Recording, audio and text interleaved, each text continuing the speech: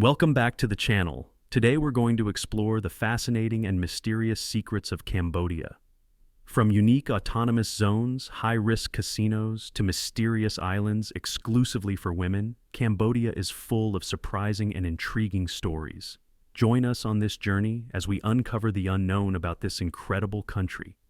Don't forget to subscribe to BabyEagle for more amazing adventures. First, the autonomous zones of Cambodia. For those unfamiliar, Cambodia is home to unique administrative regions known as autonomous zones. These areas enjoy certain privileges and governance structures that set them apart, but they are not fully independent from the central government, which retains ultimate authority. When visiting Cambodia, you might encounter Vietnamese individuals carrying bundles of money, offering to exchange currency for you. Both US dollars and Cambodian riel are commonly used here, with US dollars being the primary currency for larger transactions, while riel is typically used for smaller purchases like bottled water. As of the current exchange rate, 100 USD can be exchanged for around 390,000 riel. One convenient feature in these zones is the availability of prepaid SIM cards with 4G data, which you can easily insert into your phone without needing to register. Additionally, electric bikes are a common sight, often used by locals looking to earn a living. However, it's worth noting that this area is also notorious for illegal activities, including online gambling operations, which often go unnoticed by the public. Hey there, where are you from? I want to know which city you're watching our video from. Please leave a comment so we don't feel lonely. A small action like this will motivate us to make more videos. Thank you, and much love to you. On the streets, you might encounter women whose intentions aren't always clear. Avoid asking for their phone numbers, as they are typically involved in serving clients in the darker corners of the city, often linked to the underground economy. Right outside the casinos, you'll find signs advertising gaming machines with cash prizes, written in 3 languages: English, Chinese, and Vietnamese. This multilingual signage is no accident, as the majority of visitors come from these 3 countries. Many of the local restaurants and bars are owned by Vietnamese entrepreneurs, with their signage often exclusively in Vietnamese. As we continue our journey through these fascinating yet controversial zones, we'll dive deeper into the shadowy aspects of this area, guided by BabyEagle.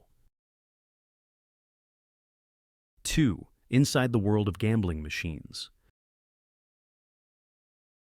Cambodia has set its sights on becoming a major global gambling hub, aiming to rival established destinations like Macau and Singapore. In 2019 alone, the Cambodian government issued 163 new casino licenses, surpassing Las Vegas and positioning the country as a key player in the gambling industry.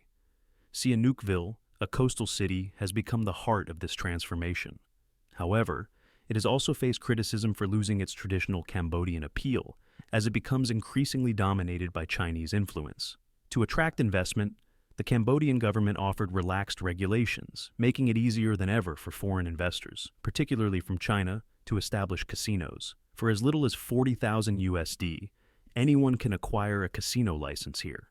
Despite gambling being illegal in mainland China, the Chinese-owned casinos in Cambodia are thriving, with many Chinese tourists frequenting them to avoid the heavy taxes imposed back home. In fact, these casinos have become so popular among Chinese gamblers that payments are often made through Alipay, a Chinese payment platform, keeping the funds circulating within the Chinese economy. All right, if you're new to this channel, BabyEagle warmly welcomes you. If you enjoyed this video, please hit the subscribe button and remember to turn on the notification bell to catch our upcoming content. When you approach a casino, you're greeted by a row of Cambodian security guards who carefully scan each visitor. Before stepping inside, gamblers must present their passport or national ID and pass through a full-body scanner for thorough security checks. Once inside, the casinos accept a variety of currencies: Vietnamese dong, Chinese yuan, and USD, making it easy for visitors from different countries to partake in the action. The stakes can be high, and in just a matter of minutes, gamblers can lose up to 100 million VND, roughly 4,000 USD, with the majority of players coming from middle to lower income brackets, particularly from Vietnam and China. The The treatment of gamblers is nothing short of lavish.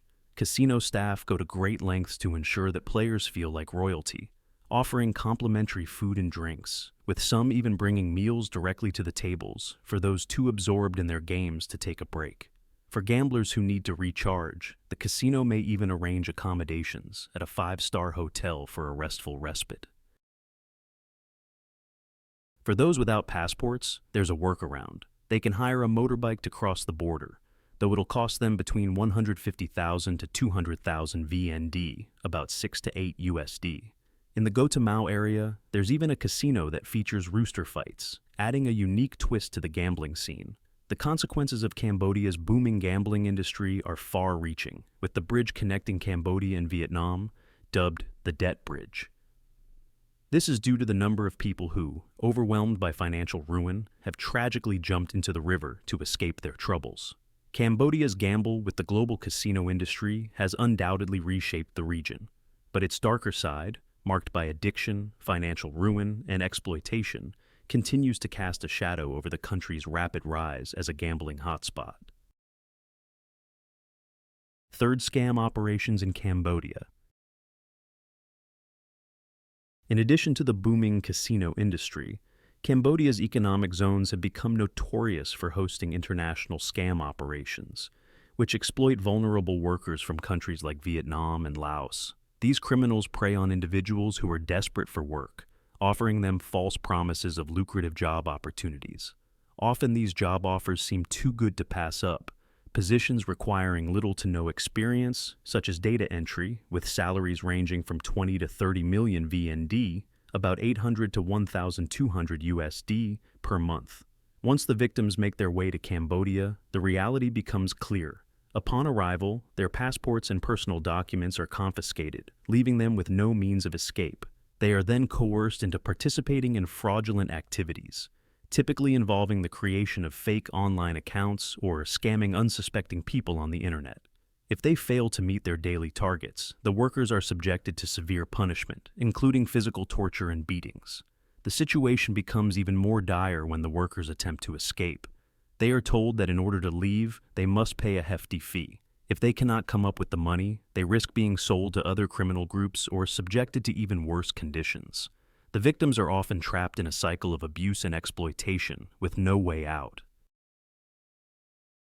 Many of these workers, especially those who have been lured by the promise of a better life, find themselves locked in these scam operations, unable to flee because of their confiscated documents and the constant threats of violence.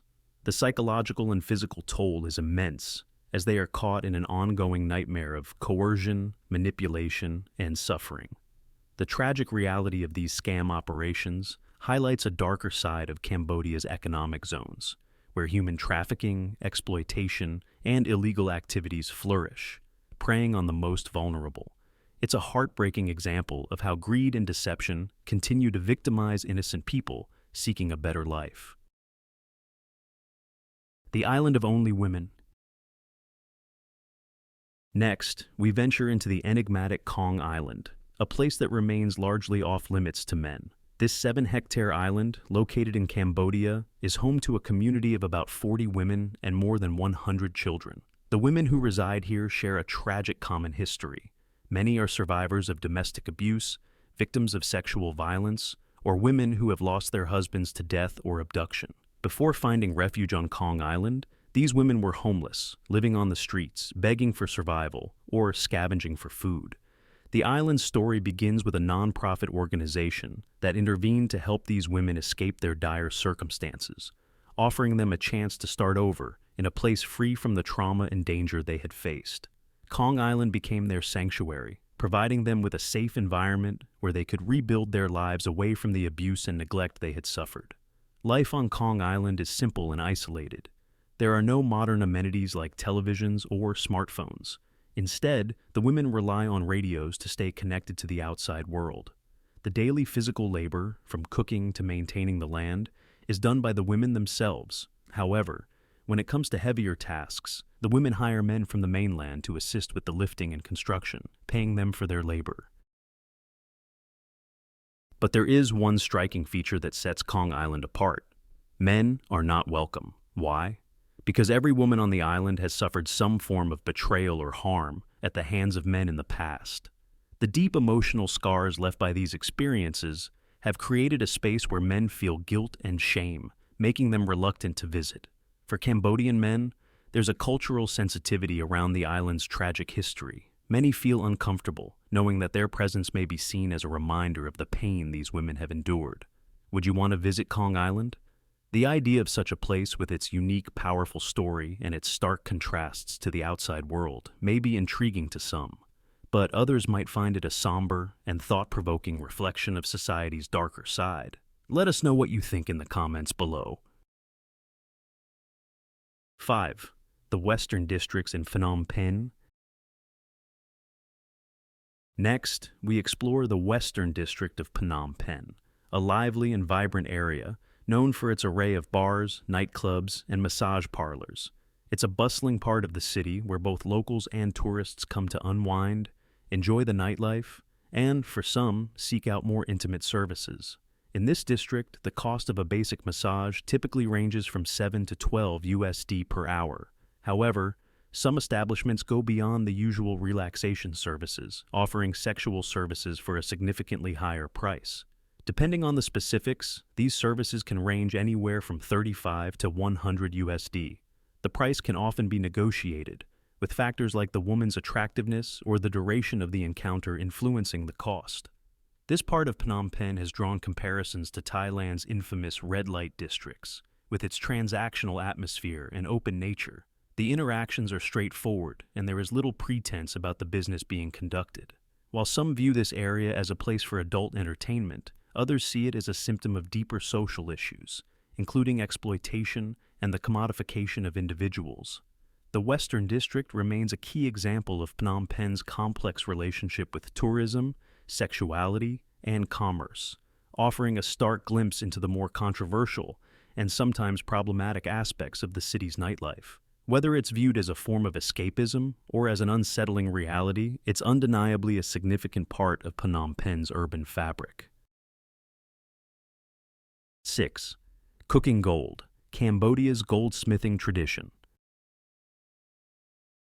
In the heart of Cambodia, nestled within the vibrant markets, you'll find small goldsmith shops where traditional methods of gold production are still very much alive. These artisans, skilled in their craft, rely on simple tools, hammers, pestles, and rudimentary machinery to extract gold from rocks that are rich in gold content. The process begins with crushing gold-bearing rocks into smaller pieces, then carefully sifting through the fragments to separate out the precious metal. Once the gold is separated from the rock, it undergoes a meticulous cleaning and washing process to purify it. One of the methods often used involves heating the raw gold, or in some cases, applying chemicals like mercury to help separate the gold from impurities. However, the use of mercury comes with significant risks. As mercury vaporizes, it can pose serious health dangers to those working with it, leading to potential long-term health problems, especially when safety precautions are not taken. Despite these dangers, the gold produced in this way is highly valued, with the final product fetching around 40 to 50 USD per gram. This gold is then sold, often in the form of jewelry or small ingots, and becomes part of Cambodia's rich tradition of goldsmithing. The artistry and craftsmanship involved in this process have deep cultural roots in Cambodia, reflecting both the country's history with precious metals and the ingenuity of local artisans.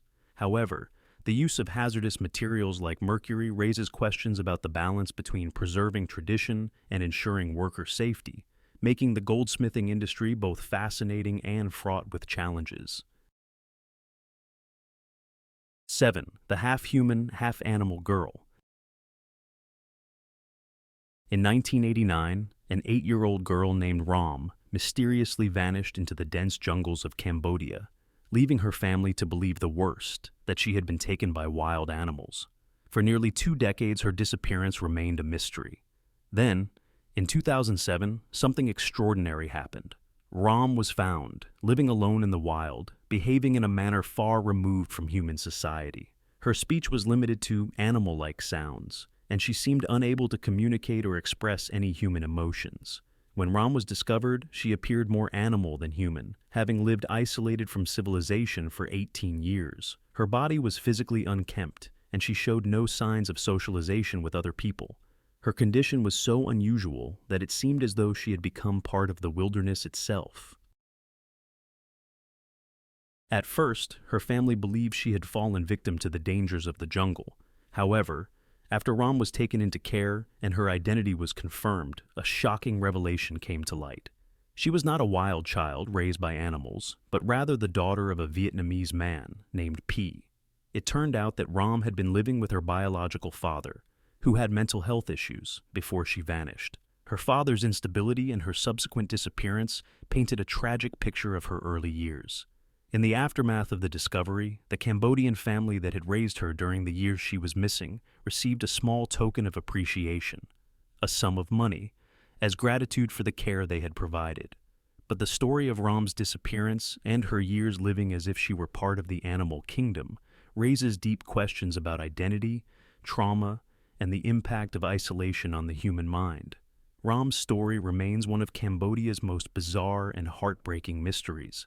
A tale of loss, survival, and the struggle to reintegrate into a society that she had been separated from for almost 2 decades. 8. The strange Cambodian delicacy, dried snake.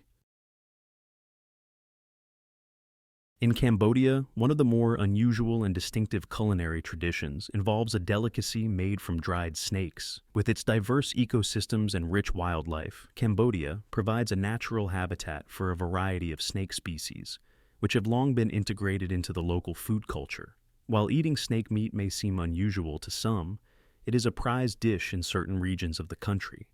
The preparation of dried snake begins with carefully cleaning the snake, followed by seasoning and marinating it with a blend of local spices. The snakes are then dried under the intense Cambodian sun for several days, allowing the meat to fully cure and take on a unique flavor. The dried snake is often served with fresh vegetables or paired with a spicy chili sauce, which complements the savory taste of the meat.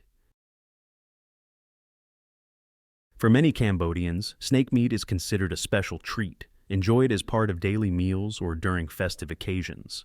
Though it may seem strange or unsettling to outsiders, snake meat is an important component of the country's culinary culture, reflecting the resourcefulness of local communities and their ability to make use of the rich biodiversity around them. While some people may find the idea of eating dried snake off-putting, for others, it is a delicacy with deep cultural significance. It serves as a reminder of Cambodia's diverse food traditions and the ways in which people have adapted to their environments over centuries. For those adventurous enough to try it, dried snake offers a taste of the local flavors and a connection to a culinary heritage that might otherwise remain hidden. So, that wraps up our journey through Cambodia. From its unique traditions and fascinating history to its mysterious stories and intriguing food culture, there's so much to discover in this vibrant country.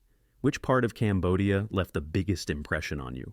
Was it the heart-wrenching tale of Kong Island, the bustling nightlife of Phnom Penh, or perhaps the astonishing goldsmithing process?